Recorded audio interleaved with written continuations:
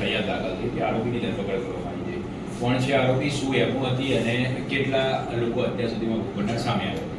Bodakdev police સ્ટેશનમાં 2 ફરિયાદ દાખલ કરવામાં આવી છે, 105 અને 106, જેમાં અલગ અલગ બંને દિનેશભાઈ ભાઈલાલભાઈ મકવાણા છે, એ વિરમગામના છે, અને બીજા છે રાજેશભાઈ ઉર્ફે રાજુભાઈ વાડોદરા છે, એ ત્યાંના અમદાવાદના રહેવાસી છે. એમાં એવી છે કે આ જે આરોપી છે અંકિત ઈશ્વરભાઈ પટેલ, આમ રહે છે અહીંયા અમદાવાદ સાયન્સ સિટી રોડ ઉપર. એનું મૂળ વતન છે તાતોસર, વિજાપુર તાલુકાનો.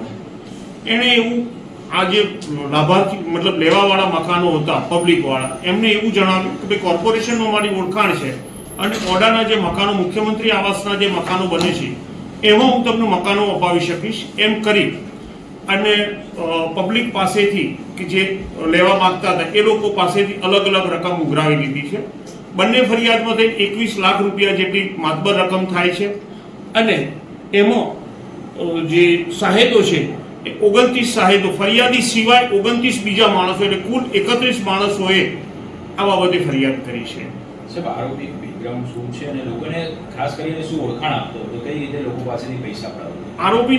આરોપીએ લોકોને એવું કહ્યું છે કે કોર્પોરેશનમાં મારી ઓળખાણ છે અને મુખ્યમંત્રી આવાસમાં તમને મકાનો શ્યોર મળી જશે, એ રીતે એણે ત્યાં બધાને લોભાવણી જાહેરાતો મતલબ જે આપ્યું છે કે લાલચ આપી અને આ પૈસા ઉઘરાવી લીધા છે. સાહેબ, લોકોને ટાર્ગેટ કઈ રીતે કરતો હતો?